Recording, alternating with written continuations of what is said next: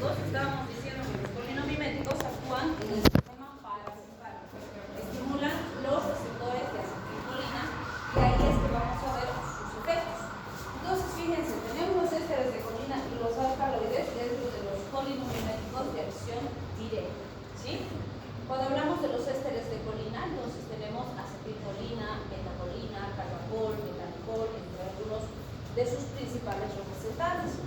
De los alcaloides, tenemos los de acción principalmente muscarínica, donde está la muscarina y la pilocarpina, y los de acción principalmente nicotínica, donde está la nicotina y la lobelina. Estas tres últimas, pilocarpina, nicotina y lobelina, se caracterizan por ser aminas terciarias. ¿Qué propiedad les daría el ser aminas terciarias? ¿Qué dicen?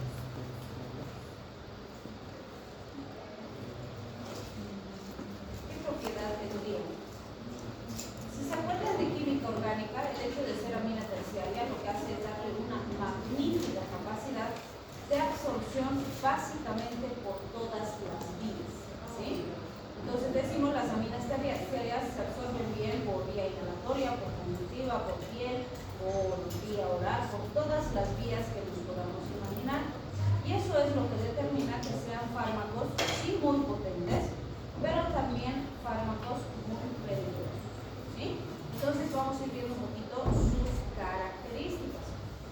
Fíjense, acá tenemos acetilcolina, carbacol, betanicol, metacolina. Las dos primeras, la acetilcolina y la metacolina, estas dos han sido las primeras en sintetizarse. De hecho, la acetilcolina sintética, que trata de imitar a la propia acetilcolina, ha sido la primera en ser sintetizada. Y después se ha producido la metacolina haciendo algunas modificaciones químicas. Entonces, ¿qué decimos de estos fármacos? Los ésteres de colina en general son fármacos hidrofílicos. ¿Qué significa que sean hidrofílicos? ¿Qué? No pasan con facilidad la membrana celular. Ya, porque la membrana celular es una capa lípica. Entonces, los hidrofílicos, no se olviden, tienen la capacidad de transportarse y movilizarse fácilmente en medios acuosos. Y como la bicapa lipídica no es acuoso, entonces no pasa fácil. Pero otra cosa importante es que no pueden atravesar la barrera hematoencefálica por esa misma característica, ¿sí? Pero sí se movilizan bien en medios acuosos. También vamos a ver que este grupo se hidroliza fácilmente en el tubo digestivo. ¿Qué quiere decir eso? Que se destruye fácilmente en el tubo digestivo. Por eso es que si el paciente consume por vía oral, la absorción es mala, porque una parte importante se va a destruir. Entonces va mejor utilizando por otras vías, ¿sí? La hidrólisis se va a realizar por la acetilcolinesterasa. Les pregunto, ¿qué es la acetilcolinesterasa? Una enzima degradadora. ¿Que degrada qué? La acetilcolina. Muy bien. ¿Y por qué la acetilcolinesterasa rompería estos fármacos? ¿Por qué? ¿Para qué?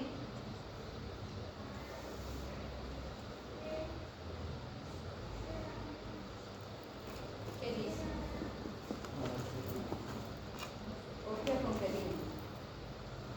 Para medir su receptor.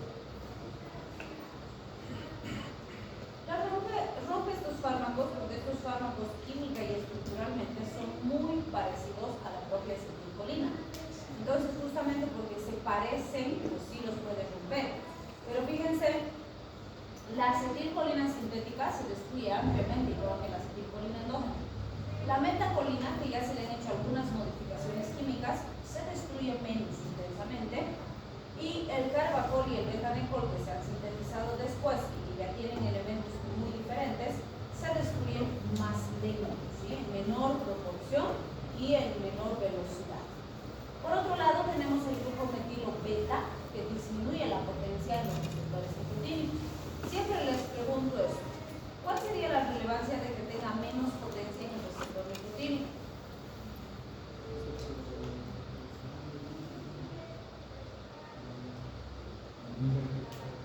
¿O no es importante?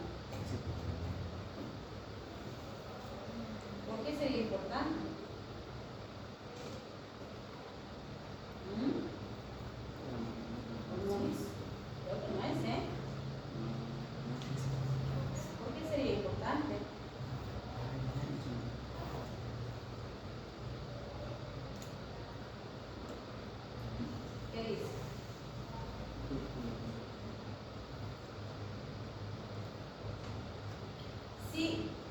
limito la acción en el receptor nicotínico, hago que el fármaco sea más selectivo.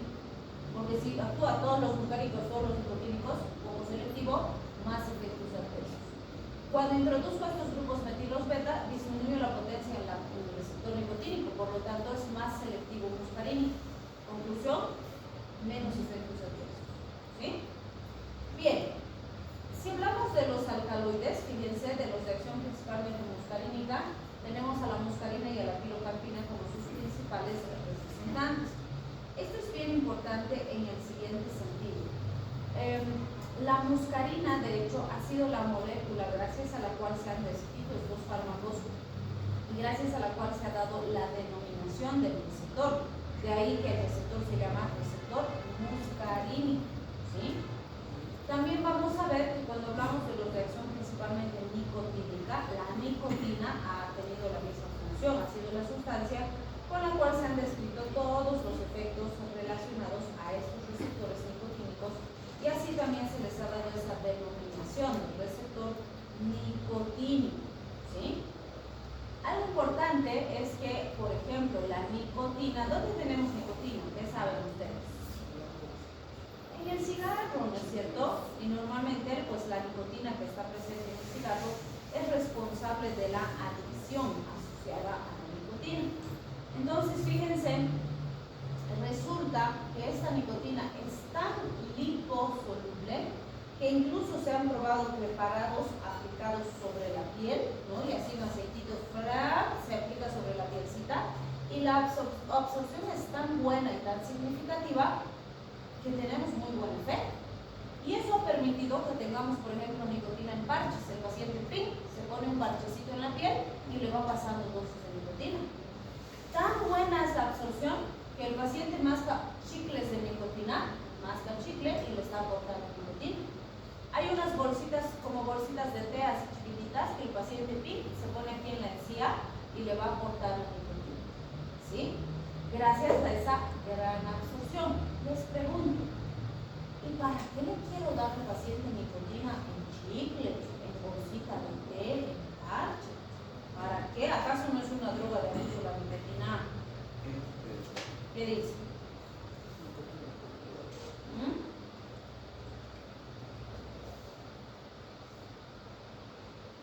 Se usaría más como pacientes que tienen ansiedad, depresión, así doctora. Ya, pero entonces serían pacientes que están intentando dejar de consumir, ¿sí? Y a ellos, claro, les da ansiedad porque pues entran en síndrome de abstinencia, ¿no? Entonces en ellos puedo utilizar estos fármacos con el objetivo de mejorar y disminuir la ansiedad. En teoría, en muchas drogas de abuso, incluyendo la nicotina, que sí es una droga legal, por supuesto, recuerden que el principio básico es darle la misma droga, pero en dosis progresivamente menores, hasta que finalmente logremos retirar la sustancia del consumo del organismo del paciente. Y eso pues lleva su tiempo, ¿no? No es así tan rápido, por decirlo así. ¿Sí? Entonces, fíjense, cuando hablamos de la muscarina, que pertenece a este grupo, fíjense, pilocarpina, nicotina, lobelina hemos dicho son amines terciarios, pero la muscarina no. Entonces la muscarina, diríamos, de este grupo es la que peor absorción tiene, porque no es amino terciario. Entonces su absorción por vía digestiva, por ejemplo, es muy bajita, es mala, no es significativa. Sin embargo, a pesar de que su absorción es pequeñita, se ha visto que por vía oral pueden llegar concentraciones suficientemente altas al encéfalo como para producir toxicidad. ¿Sí? Entonces sí es sumamente importante considerar esto y controlar esto para que pues disminuyamos el riesgo de toxicidad de los pacientes. ¿Sí? La excreción ácida renal y la acidificación de la orina aumenta su eliminación. Les pregunto aquí, ¿por qué la acidificación de la orina aumentaría su eliminación? ¿Qué estamos aplicando aquí?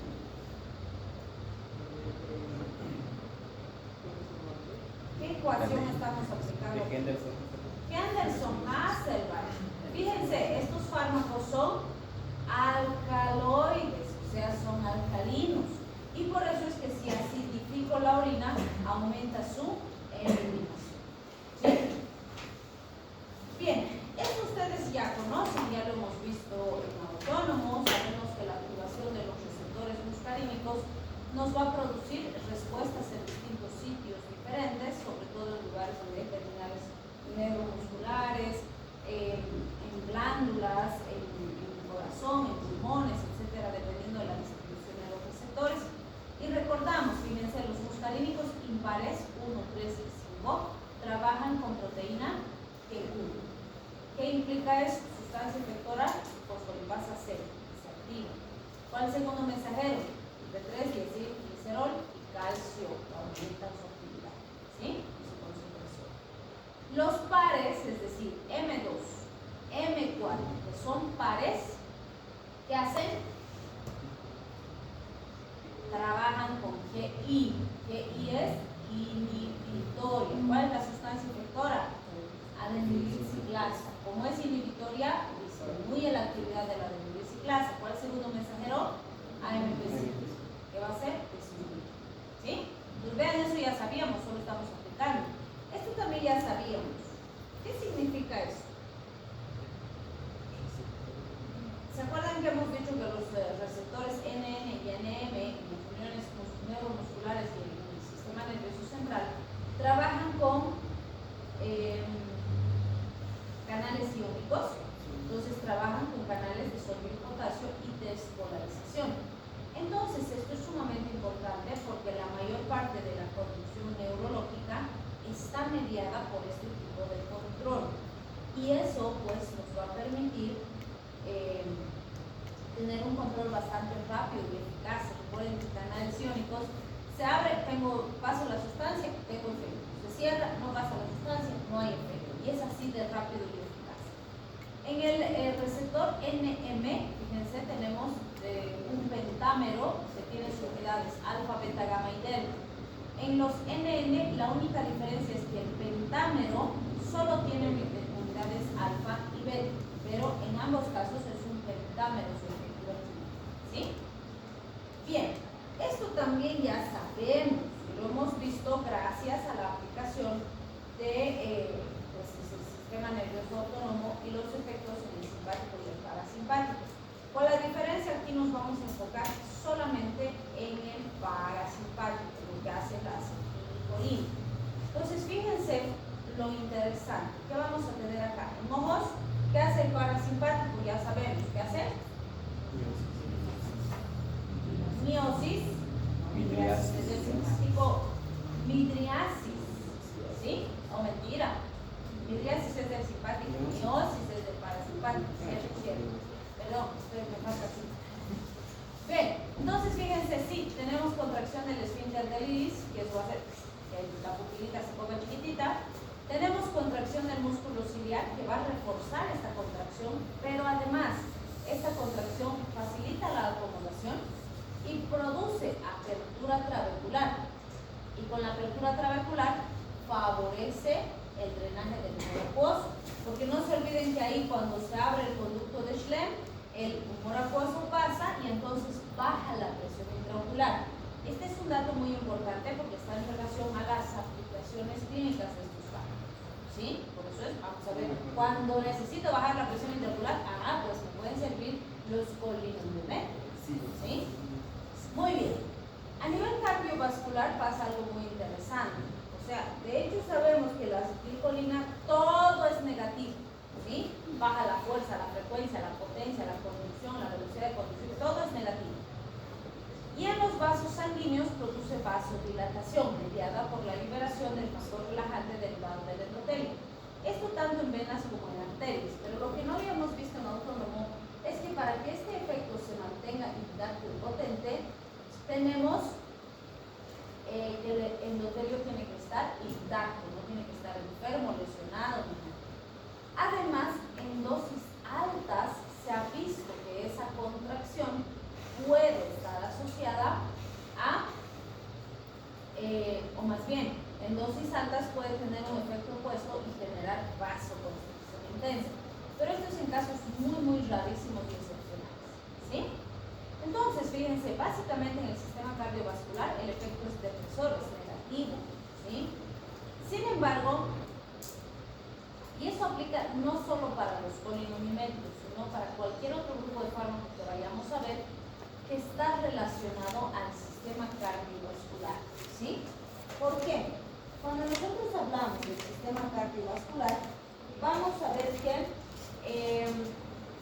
existe algo que se llama respuesta refleja. Les pregunto a ustedes, ¿qué es la respuesta refleja?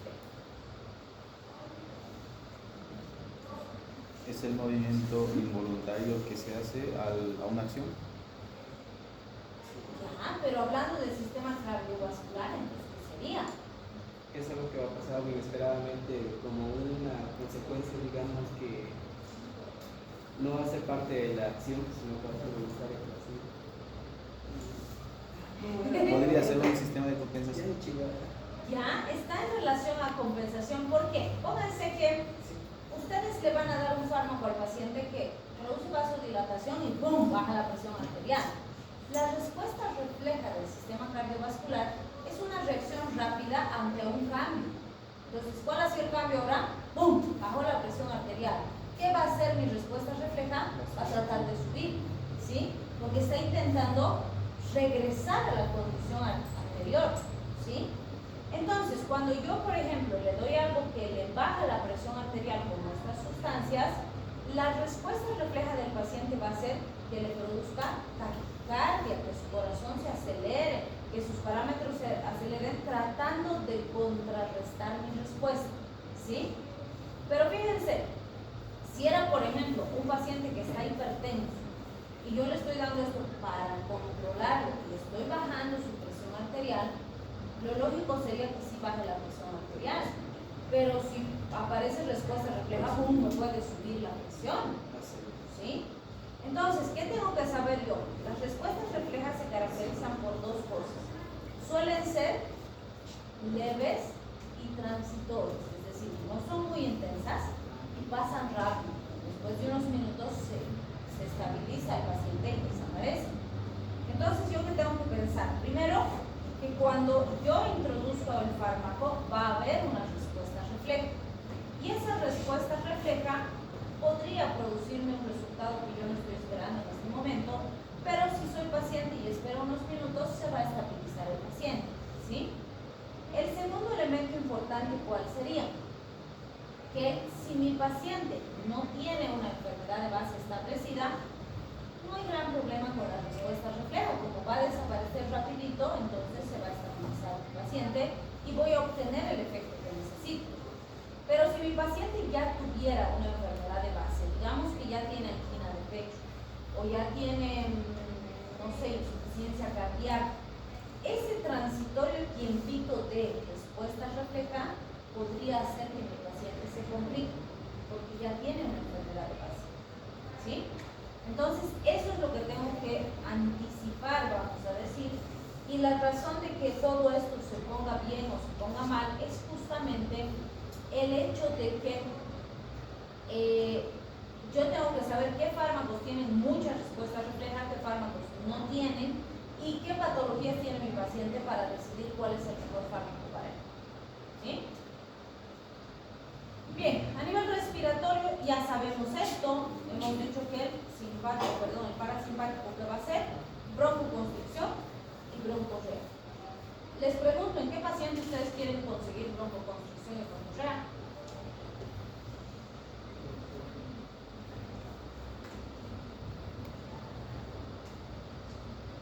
¿Qué ha pasado? ¿Está en modo planta? ¿En qué pacientes queremos conseguir broncoconstricción y broncorrea?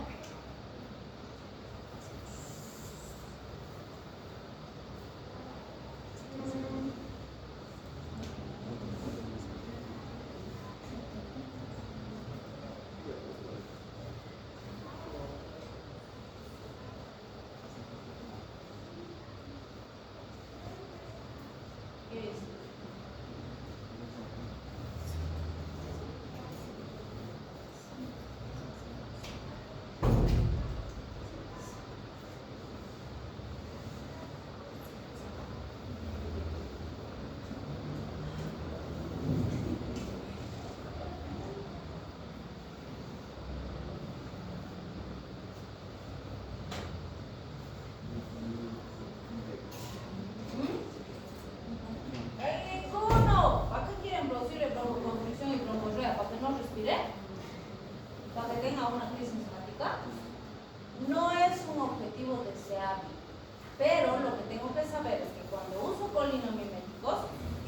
pulmón se puede comprometer, la respiración se puede comprometer.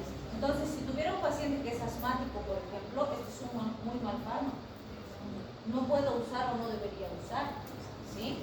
Entonces, esto me sirve para anticipar riesgo, no como objetivo terapéutico. Este no es un objetivo terapéutico deseado, ¿sí?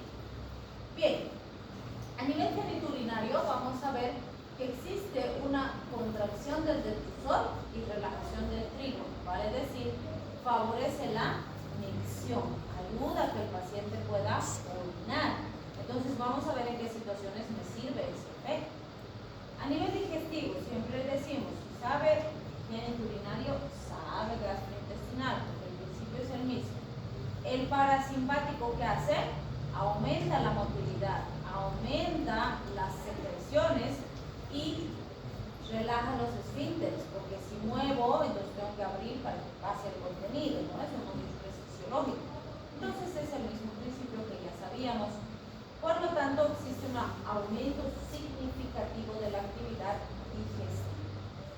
A nivel de glándulas, fíjense, vamos a ver que hay aumento de la actividad de las glándulas sudoríparas, lagrimales, salivales y nasofaríngeas. Vale decir, todas las secreciones aumentan su actividad. ¿Sí? El sistema nervioso central, esto también ya lo vimos en autónomo. En encéfalo hay aumento de la actividad en los receptores muscarínicos y menos actividad sobre los nicotínicos, pero también se afectan de cierta forma. Y lo que conseguimos son inhibiciones y excitaciones lentas. A nivel de médula, fíjense, vamos a ver que el estado de alerta se afecta, puede haber temblores e incluso convulsiones en el momento. A nivel del sistema nervioso periférico, ya sabemos que puede haber un efecto dual, justamente porque nicotínicos hay en el simpático y el parasimpático y pueden ocupar estas respuestas. Pero, ¿qué nos puede producir ese efecto dual?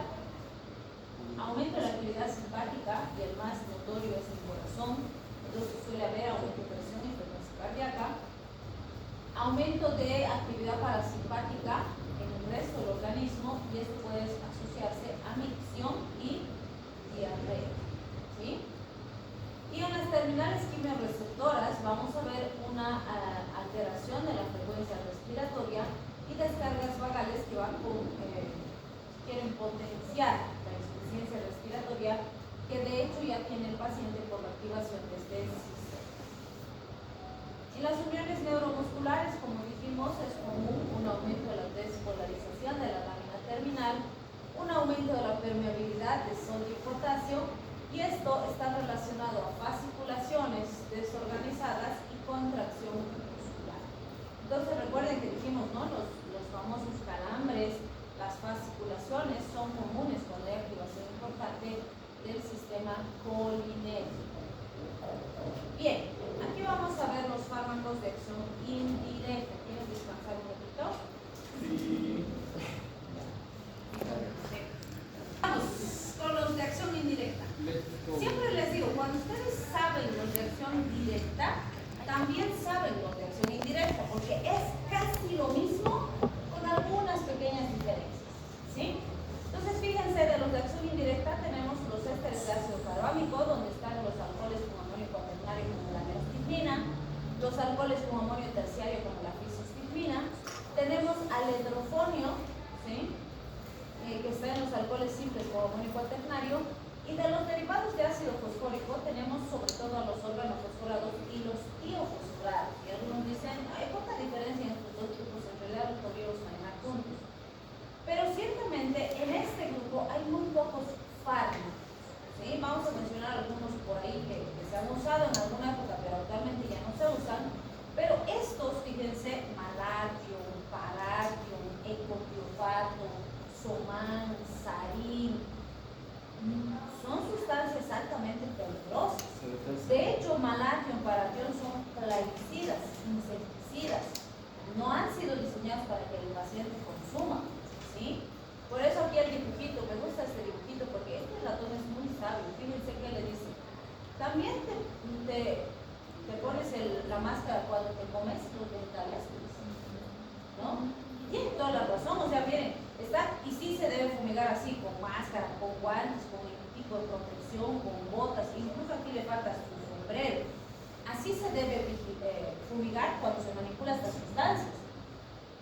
pregunta es, ¿esto que estamos fumigando, cómo consumimos? Bien. ¿Cómo? ¿Qué? Está haciendo temblar.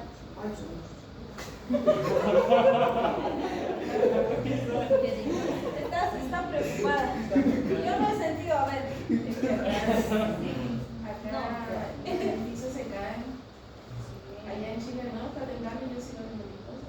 ¿Sí? Pero aquí no. ¿Y eso que medio construimos bien? No, depende de dónde, depende. No en el puente. Pero este debe ser antisísmico. Tendría que, debe ser. Es antisísmico. Es que, ¿Tanto pagamos? ¿no ves? Entonces debe ser. Tendría que ser. Ok, entonces fíjense. Los vegetales, las verduras, los frutos que son fumigados con estas sustancias sí almacenan algún grado de residuo de los plaguicidas, ¿sí? En teoría, a nivel mundial, existen límites permisibles que no son dañinos para la salud. Dicen, hasta aquí ya, se puede consumir ese producto y no te hace daño. Pero el problema es, ¿y aquí quién controla? Nadie controla, ¿sí?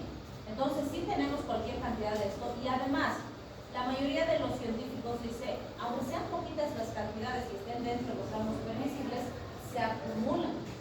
De hecho, muchas de las enfermedades neurodegenerativas como el Parkinson, por ejemplo, se dice que está muy ligado a la contaminación de nuestros alimentos por plaguicidas, ¿sí? ¿Y qué alimentos? Sobre todo el trigo, la cebada, harina y todo lo que se fabrica con harina, que tenemos fideos, tenemos panes, tenemos masas y demás, ¿no? Y estos tienen una función muy importante en el plegamiento anómalo de la alfa-sinucleína, que es una proteína clave para la lesión asociada a la deficiencia dopaminérgica en Parkinson, ¿sí? Entonces, esto claro que tiene un impacto y nosotros estamos consumiendo esos alimentos, ¿sí? De hecho, aquí yo siempre les digo, hay un trabajo que ha ganado un premio y todo, que han hecho con soya, porque nosotros somos productores de soya, nuestra soya es de las mejores que hay a nivel mundial, pero en muchos, y no solamente en Bolivia, sino en muchos países, se ha creado una soya transgénica que han impregnado las semillas en plaguicida, en estos órganos fosforados. Y esa semilla, cuando la planta nace, la planta crece y tiene impregnado el veneno en toda su estructura, en sus hojitas, en sus ramitas y demás. Entonces, para los agricultores eso es espectacular, ¿no? Porque viene el insecto, se come la hojita y se muere. Entonces el cultivo que crece, pues una maravilla, la cosecha es espectacular, no se daña, etcétera. Son cosechas mucho más resistentes, pero nosotros estamos consumiendo ese producto, ¿sí? Porque si la hoja está impregnada, ¿cómo va a salir el fruto? También impregnado, ¿sí? Entonces sí tenemos ese tipo de situaciones que van a traer consecuencias a la salud.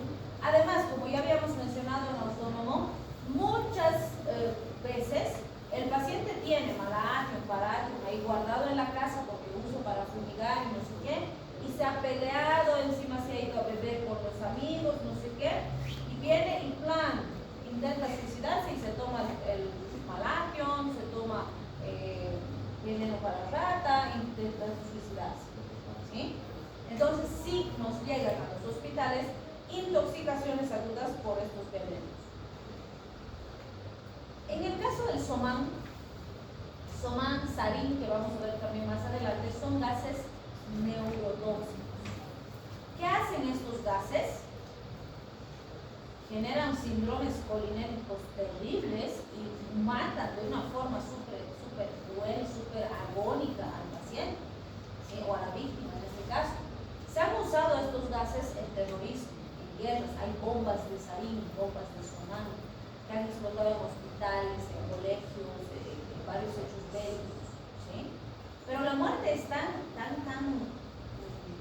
si quieren, tan sádica, tan agónica para la víctima, que los países del mundo han hecho tratados que han firmado y han dicho no vamos a usar estas cosas, ni siquiera en guerras, porque es demasiado inhumano, cruel, dañino, ¿sí? Y han firmado tratados.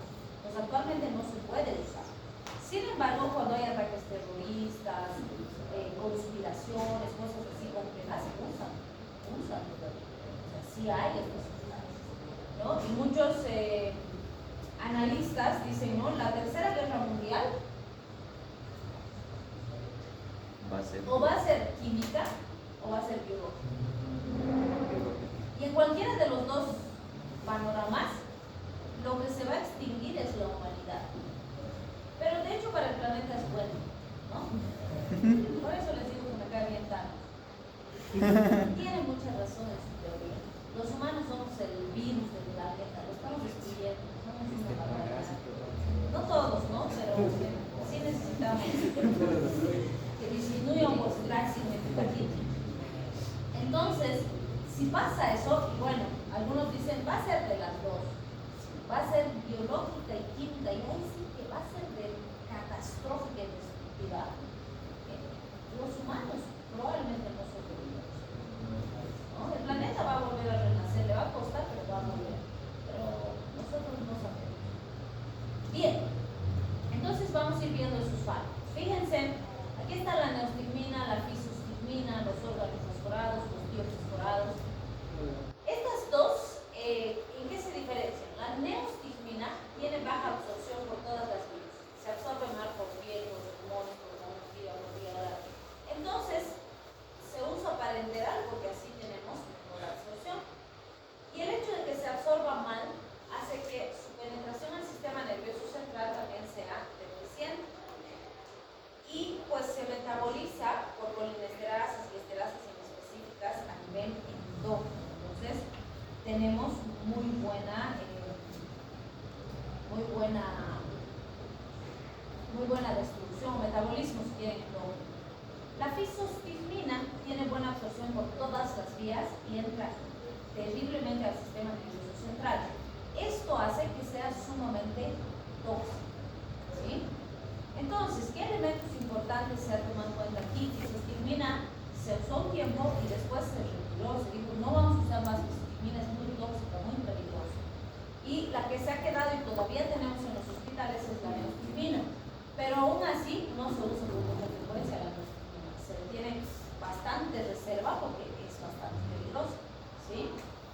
Los órganos fosforados tienen buena absorción por todas las vías, su vida media es larguísima y su distribución a nivel central es altísima.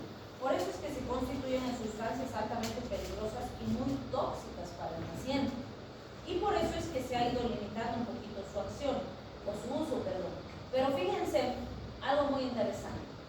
Hay un veneno de uso muy habitual y que casi todas las personas tienen en su domicilio. Baigón. El baigón es una mezcla de varios tóxicos, pero uno de los tóxicos que contenía era órganos fosforados. Tenía. Y el veneno, o sea, no es un mal veneno, es excelente en su función el baigón. El problema es que la mayor parte de la población no lee las instrucciones. Yo les digo, ¿ustedes tienen baigón en casa? Bueno, si tienen, ¿han leído las instrucciones? Más del 99% no lee las instrucciones. Sí, es para matar bichos y no lee nada. ¿Sí? Además agarra y dice, para que mueran bichos, cierra todas las ventanas, puertas, fumega el cuarto y ya está. Se queda así todo encerrado para que cuando vuelva no haya moscos. ¿No? Claro. ¿Y qué dice la instrucción? Administrar en un ambiente ventilado. Tienes que abrir puertas, ventanas, todo cuando pones. Pero ¿cuál es la lógica del paciente o de la población? No, pues si lo abro la ventana se va a salir el veneno, ¿no? Entonces no va a servir, no, hay que cerrar todo. Y no cierran todo. Y luego ahí va a dormir el paciente, se está intoxicando. ¿Sí? Entonces usamos muy mal. Y ahí es donde aparece el riesgo, donde aparece el problema. ¿Sí? Justamente por el alto riesgo por los órganos fosforados se ha solicitado que se le cambie al baigón el órgano fosforado. ¿Qué han hecho? Han cambiado por un carbamato. Sigue siendo un tóxico de la misma familia, pero es un poquito menos peligroso. Ya vamos a ver por qué. ¿Sí? Pero sigue siendo muy parecido al órgano fosforado. El mecanismo de acción de hecho es el mismo, el tiempo de acción es lo que varía. Lo vamos a ver más adelante. Bien, cuando hablamos del órgano fosforado hay un elemento súper importante relacionado a esta sustancia. Fíjense se llama envejecimiento del receptor. ¿Sí? Hemos dicho, y la razón por la que los organofosforados se constituyen en sustancias altamente peligrosas para la población es que forman enlaces fuertes con la enzima. ¿Sí? ¿Se acuerdan? Dijimos los de acción indirecta no actúan aquí en el receptor y la acetilcolina, sino que actúan en la acetilcolinesterasa. ¿Sí? Pero vienen aquí, se unen a la acetilcolinesterasa y la van a mantener bloqueada. ¿Sí? ¿Cuál es el punto? Cuando viene y se une, todavía no ha formado el enlace covalente. Se une y tiene que producirse ahí una reacción de fosforilación, y después de esa fosforilación, este enlace se vuelve covalente y nunca más voy a separar el tóxico de la enzima. Cuando ha pasado eso, digo, ha envejecido el receptor. Y cuando se produce ese envejecimiento del receptor, tengo que destruir la enzima con el tóxico, sintetizar una nueva enzima y recién va a desaparecer el efecto. Y eso hace que dure más de 100 horas. ¿Sí? Entonces, este envejecimiento del receptor es clave, porque antes de que se produzca el envejecimiento del receptor, yo puedo separar el tóxico de la enzima. ¿Sí? Pero si se produce el envejecimiento del receptor, no importa qué le dé, en qué dosis, no voy a tener mejorías. ¿Sí? Bien, si hablamos del tiofosforado, vamos a tener buena absorción por todas las vías, buena distribución en el sistema nervioso central, y las paraoxonases plasmáticas y hepáticas son las que se encargan de destruir. Entonces, aquí vamos a entender mejor este concepto. Fíjense, en condiciones normales, esto es lo que hace la acetilcolina, la acetilcolinesterasa, o al revés, la acetilcolinesterasa con la acetilcolina 2. Entonces, este numeralcito negro esquematiza a la acetilcolinesterasa. Este triangulito verde y rojo esquematiza la acetilcolina. En condiciones normales, la acetilcolina, hemos dicho, se libera de su terminal nerviosa, va, estimula los receptores y esa acción dura milisegundos. ¿Sí? Después de esos milisegundos viene la acetilcolinesterasa rapidito, plan, rompe la acetilcolina en un fragmento de colina y uno de acetato. La colina se va a reciclar y el acetato se va a eliminar. Y esta enzima ahora está listita, libre, perfecta para ir a destruir otra acetilcolina. Y esto se produce así tan rapidito que vamos a destruir masivamente varias moléculas en milisegundos. Bueno, toda la acetilcolina liberada, ¿sí? Por eso su acción dura solo milisegundos. Entonces, eso es lo fisiológico. Ahora, ¿qué pasa cuando yo introduzco sustancias químicas que van a venir a producir acción? ¿Sí? Fíjense, el hedrofonio, que es uno de los fármacos que se va a unir a la acetilcolinesterasa, se une por un corto tiempo, más o menos se estima alrededor de un par de horas, unas 2 horas más o menos. Pero fíjense, 2 horas, comparado con milisegundos, que es lo normal, pues ya hay una diferencia significativa y en esas 2 horas mi paciente va a tener síntomas asociados a esto. ¿Sí? Ahora, ¿qué pasaría si es un carbamato? Les decía, el carbamato es una sustancia muy parecida al organofosforado en su mecanismo de acción, pero su tiempo de acción es diferente. Entonces, tenemos, por ejemplo, ¿no?, que se une, el paso 1 y 2 son iguales y el paso 3 dura hasta 6 horas. ¿Sí? ¿Y eso qué significa? Como va a durar más o menos 6 horas, imagínense cómo va a estar el paciente ese tiempo. Otra vez hacemos la comparación y decimos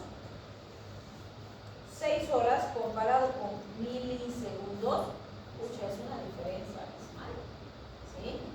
Entonces, claro, en esas 6 horas mi paciente va a estar con un síndrome polinético, bradicárdico, con insuficiencia respiratoria, traforético, con relación de ciclos, va a estar mal. Y si no le doy soporte en ese tiempo, se me puede complicar o se puede morir inclusive. ¿Sí? Ahora, fíjense qué pasa con el órgano fosforado. El paso 1 y 2 son exactamente iguales, pero el paso 3 dura más de 100 horas.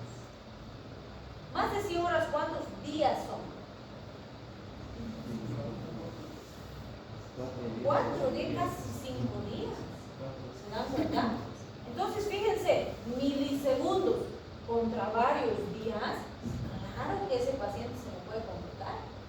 Muchos pacientes intoxicados por órgano fosforados llegan a terapia intensiva. No todos, pero un porcentaje importante sí. Y si no le doy buenas medidas de soporte, sobre todo cardiovascular, respiratorio, se me complica y se puede morir el paciente. ¿Sí? Vamos a ver el famoso ABC súper importante. Bien, entonces fíjense, ahora que ya sabemos y conocemos estos fármacos o tóxicos o venenos en su caso, esto es súper fácil. Es lo mismo que hemos visto con la reacción directa. Básicamente lo mismo, solo hay algunas pequeñas diferencias que recordar, pero después básicamente es lo mismo. ¿Sí? Entonces fíjense, en sistema nervioso central a dosis bajitas tenemos alteración del estado de alerta, activaciones difusas en el electroencefalograma. A dosis altas tenemos convulsiones generalizadas, paro respiratorio, puede entrar en estado como el paciente. En ojitos, ¿qué pasa? Lo mismo que ya hemos visto, miosis, acomodación, drenaje del humor acuoso, lo mismo que con la reacción directa. Respiratorio igual, broncorrea, broncoconstricción. ¿En quién deseamos estos efectos? En nadie, ¿no? A nivel genitourinario, facilitan la nutrición. A nivel digestivo, aumentan la actividad digestiva. Vamos a ver ahorita en la aplicación clínica cuándo necesito esos efectos. En corazón, como es colinomimético, aunque sea de acción directa, todo es negativo, inotrópico, cronotrópico, negativo. A nivel vascular sí hay una pequeña diferencia. Con los de acción directa sí hay un efecto vascular más significativo. Aquí es muy poco marcado. Entonces sí, en intoxicaciones se puede ver más efecto vascular, pero en condiciones normales no hay efecto vascular importante. Bien, en las uniones neuromusculares, fíjense, a dosis altas tenemos fibrilación y a dosis bajitas aumento de la fuerza contráctil. Esto es importante cuando hay fatiga muscular, por ejemplo, en pacientes con EPOC, con cuadros crónicos, ¿no? Y este es un dato bien importante de la neostigmina. La neostigmina tiene efecto agonista nicotínico directo, es decir, neostigmina es un fármaco de acción indirecta, pero también estimula de forma directa los receptores nicotínicos. Eso hace que sea un fármaco más potente. Pero como dijimos, es un fármaco de uso hospitalario bajo supervisión y cuidado médico. Bien, a nivel de ojos, ¿qué vamos a observar? Podemos ver glaucoma de ángulo cerrado, glaucoma de ángulo abierto, estrabismo de acomodación como situaciones en las que uso colinomiméticos. ¿Por qué? Porque hemos dicho que va a favorecer el drenaje del humor acuoso y la disminución de la presión intraocular. Por eso sugiere glaucoma. ¿Qué es el glaucoma? Es el aumento de la presión intraocular. ¿Y cuál es el riesgo del aumento de la presión intraocular? Ceguera. Ceguera. Si no controlo bien, el paciente puede quedar ciego. ¿Sí? Sí hay glaucomas que se pueden operar, entonces puedo mantener estable al paciente hasta que se realice la ileolectomía. Pero si no se puede operar, entonces, o no necesita operación, entonces puedo mantener con fármacos todo el tiempo que necesito. ¿Sí? En el estrabismo de acomodación, ¿por qué serían útiles?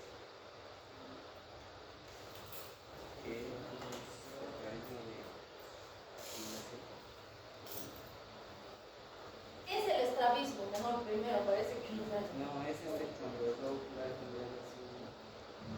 Entonces sí. Cuando está mirando los números. Hay estrabismo interno, hay estrabismo externo, hay estrabismo oblicuo. Lo cierto es que hay una desviación del ojo, ¿no? Y esto está relacionado a alguna alteración funcional de los músculos oculares. Entonces, no me va a corregir la lesión o la alteración del músculo, pero sí puede mejorar la acomodación, porque no se olviden que para acomodar yo necesito que mis dos ojos coincidan para que yo pueda ver claramente un objeto, determinar profundidad, distancia, etc., ¿no? Entonces, en este caso, cuando un ojito está desviado hacia un lado, pues no hay un buen proceso de acomodación, se le dificulta al paciente. Y si yo contraigo, porque hemos dicho que al contraer el musculito mejoro la acomodación, me ayuda a que el paciente tenga una mejor visibilidad, ¿sí? Pero no va a corregir el problema de base, pero podría ayudar. Bien, en enfermedades del aparato digestivo y del aparato genitourinario,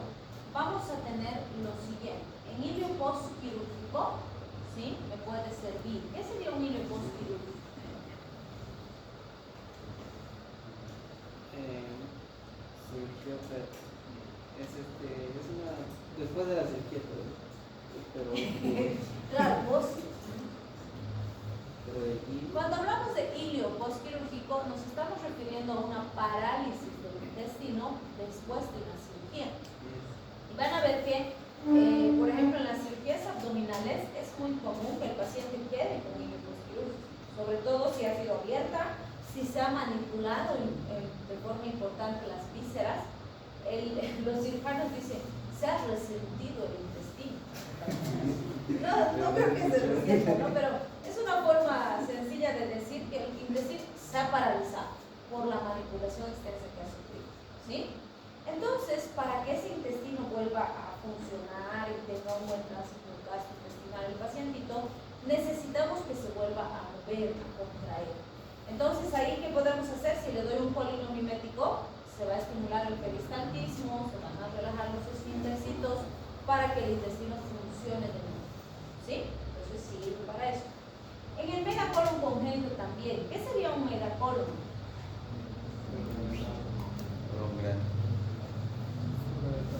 Que el colon tiene un tamaño mayor al que debería tener, que está dilatado, que está flojo, que no funciona bien, ¿sí? Entonces, ¿qué tienen esos pacientitos? Se estreñen. Con estos fármacos puedo obligar al intestino a contraerse, que los esfíntercitos se relajen para que exista un buen tránsito intestinal, ¿sí? En una retención urinaria, ¿qué tendrá un paciente que tiene retención urinaria? ¿Cuál es su problema? No puede orinar, perdón. Entonces, ¿qué pasa con la vejiga? Se empieza a hinchar y puede expandirse infinitamente. No, tiene un límite, ¿sí? Y de hecho, si mucho tiempo la vejiga está así toda estirada y demás, se pueden lesionar sus terminales nerviositas y después no funciona la vejiga y vamos a tener que conectarle una sonda Foley al paciente, conectarle a una bolsa colectora de orina y que esté con su bolsa colectora de orina 24/7 porque no puede orinar por sí mismo, ¿sí? Imagínense tener que vivir con su bolsa colectora de orina a permanencia, venirse a clases con su bolsa colectora, ir a trabajar con su bolsa colectora, o sea, es una calidad de vida nada grata, ¿sí? Y sí tenemos pacientitos que el resto de su vida van a vivir con su bolsa colectora a permanencia. Entonces, estos fármacos nos pueden ayudar a mejorar esa condición, lograr restituir la función, pero si no lo logramos, el paciente va a tener que vivir con su bolsa colectora conectada. ¿Sí? Bien, este es bien interesante. Fíjense, la esofagitis por reflujo. ¿Qué sería una esofagitis por reflujo?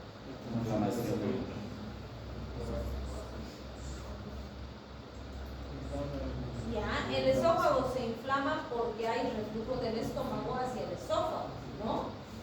Que no debería haber.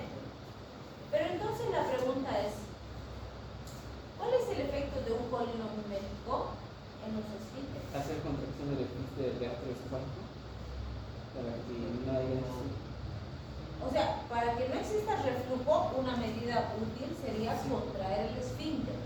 Pero te pregunto, ¿el colinomimético que hace en el esfínter? Relaja los esfínteres. Y entonces la macana está bien, está mal, ¿por qué? El colinomimético no, es parasimpático. ¿Qué hace el parasimpático en el esfínter? Es relaja.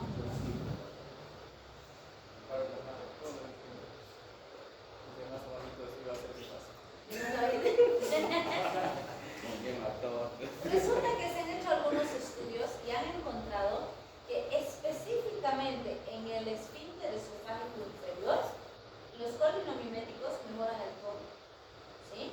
Es decir, no lo contraen así intenso, pero hacen que su tono sea más apropiado para disminuir el reflujo.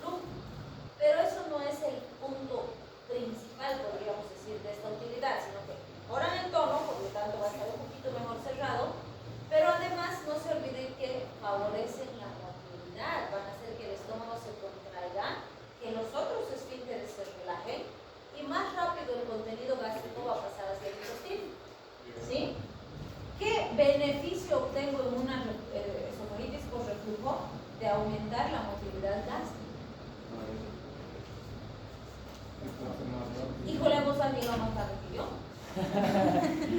Y con comida. Realmente se fue a Barcelona, yo me lo digo. ¿Les qué? Es que están con Barcelona, pero parece me queda bien, me parece.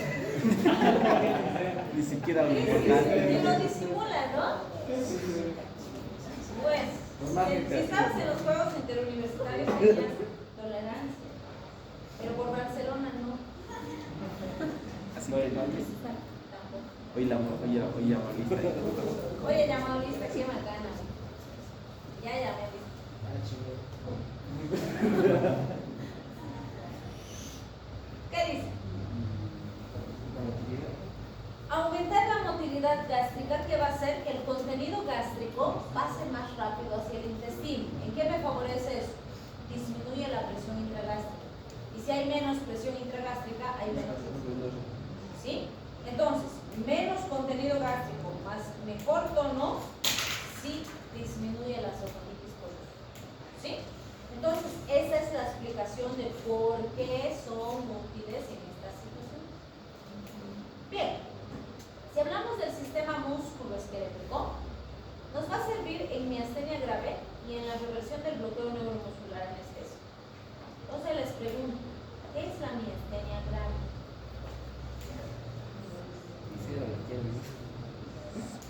No saben. Es una enfermedad degenerativa que no tiene cura en la actualidad y se caracteriza por una pérdida progresiva del tono muscular. Es decir, a medida que el tiempo va pasando, los músculos se van volviendo más flácidos, funcionan menos. El paciente cada vez tiene menos capacidad funcional, ¿sí? Tiene menos fuerza muscular. Y normalmente estos pacientitos colapsan cuando sus músculos ventilatorios que les permiten respirar no funcionan. Entonces, como no pueden respirar porque no se pueden contraer, hace un paro respiratorio y se mueren. ¿Sí? Entonces, es una enfermedad progresiva. A pesar de que hagamos tratamiento, no vamos a evitar que la enfermedad progrese. Pero sí podemos darle más calidad de vida al paciente por más tiempo. Lograr que sea un poquito más funcional, que todavía realice algunas actividades, que pueda manejarse ciertas cosas y demás, por más tiempo. Pero tarde o temprano la enfermedad va a acabar con eso. ¿Sí? Bien, entonces fíjense, la espigmina, piridospigmina, benonio, se han utilizado con buenos resultados. Bien, cuando hablamos de la reversión del bloqueo neuromuscular anestésico, nos referimos a lo que conseguimos cuando hay un bloqueo neuromuscular anestésico. Es decir, cuando un paciente va a ser anestesiado, primero que sea anestesia en general, lo vamos a desconectar completamente del entorno, va a estar sedado.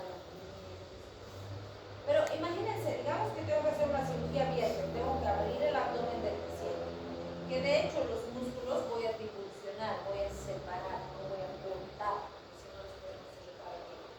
Entonces voy a separar, ¿sí? Y van a ver cuando entren las cirugías en PQ y demás, que usamos separadores, hay separadores manuales que separan, ¿sí? Y el internito, Juanito, agarra el separador, entonces agarra el separadorcito, ¿no? No te vas a mover, entonces te vas a agarrar y entonces agarra, ¿no? También hay separadores mecánicos que tienen un dispositivo que abre y una llavecita se cierra y se fija ahí, ¿no? Ahí el interno no sufre agarrar. Pero a veces se afloja, entonces en general los cirujanos prefieren manuales y además la delicadeza del mito, ¿no? Que vaya menos, más, como tú le vas indicando, pues va. Entonces sí hay ese tipo de separadores. Imagínense, les digo siempre, ¿no? Tú estás separado así, ay, el cirujano está ahí cortando, trabajando, y los rectos anteriores, que son además músculos grandotes, imagínate, se contraen. Ya puede ser volar el separador, el cirujano se corta, lo corta el paciente, puede ser terrible, ¿no? Porque el cirujano tiene que tener un campo quirúrgico para trabajar. Entonces, sí pasa a veces que está así como el separador, tú sientes así que jala porque el músculo se ha contraído, ¿no? Un ratito. Entonces le dice al anestesiólogo, che, tu paciente me está peleando, y el otro, ya, no, le aumento el relajante muscular, entonces le aumento. Sí, porque los musculitos tienen que estar relajaditos durante toda la quirúrgica. Entonces, cuando termina el acto quirúrgico, no lo puedo dejar al paciente así todo relajado, ¿no? Tengo que revertir esa situación. ¿Por qué? Puedo usar estos fármacos para que el músculo se contraiga, recupere su tono, el paciente se incorpore y recupere. ¿Sí? Entonces, ahí también se puede utilizar.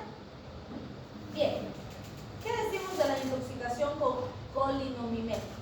Entonces, la toxicidad asociada a estos fármacos está ligada a los receptores. Pues. Como hemos dicho, tengo receptores muscarínicos, tengo receptores nicotínicos, y si tengo intoxicaciones por los que actúan en la enzima, ¿cuál va a ser el problema? La acetilcolina endógena. Y la acetilcolina endógena va a estar estimulando todos los muscarínicos y todos los nicotínicos, hace lo que quiere porque no hay quien la destruya. ¿Sí?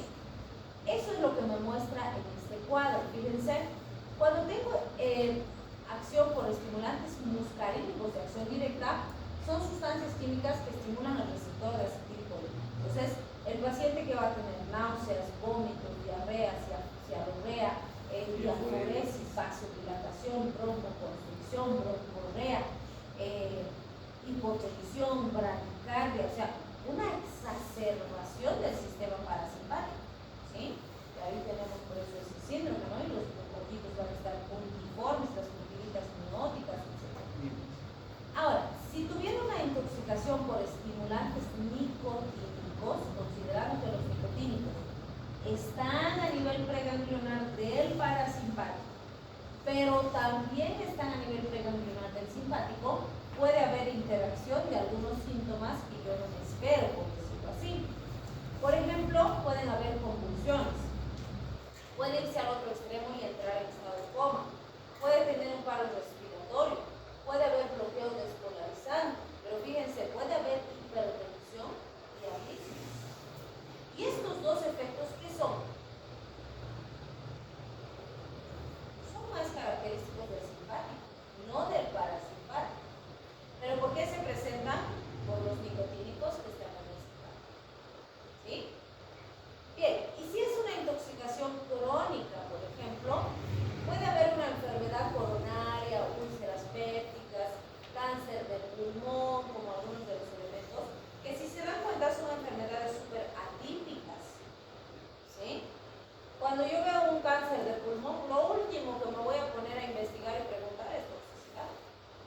Lo voy a asociar, no sé, si fuma, que si toma no sé qué fármacos, cualquier otra cosa primero. Y al último voy a pensar en toxicidad. Pero muchos de estos casos de enfermedades crónicas específicas pueden tener una base toxicológica. Bien, si hablamos de la intoxicación de los fármacos de acción indirecta, es decir, los que actúan en inhibidores de la colinesterasa, tenemos los agudos y los crónicos. Entonces, los agudos tienen síntomas agudos muscarínicos más alteraciones del sistema nervioso central y bloqueo despolarizante. En este caso, los toxicólogos suelen decir, el paciente llora por todo lado, está diaforético, hay cialorrea, hipertífora, broncorrea, relajación de esfínter, todo el parasimpático está exacerbado. ¿Sí? En el caso de los de acción crónica, vamos a tener neuropatía por desmielinización. Entonces ahí también son signos muy inespecíficos. De hecho, tenemos población de nuestros floricultores en Tiquipaya, por ejemplo, que son gente que trabaja 5, 10, 15, 20 años, algunos desde que eran niños ayudaban a su papá con las cositas y demás, y fumigan cada mes o cada 2 meses, a veces hasta 2 veces por mes, ¿sí? Y no usan medidas de bioseguridad para sus fumigadas. Hemos tenido ONGs que han descrito los niveles de toxicidad crónica que tienen por acumulación y les han dado toditos los equipos, que sombreros, que trajes impermeables, que botas, que guantes, que barbijos, mascarillas, todo les han dado, han conseguido. Y cuando han vuelto 2 años después para ver cómo estaban sus niveles plasmáticos y demás, serían igual o peor. Y cuando han visto los equipos que les han regalado, ¿por qué si les hemos dado equipos de protección no es igual? Los equipos estaban así flamantes, nuevecitos, bien guardaditos, cuidaditos. Nunca los usaron.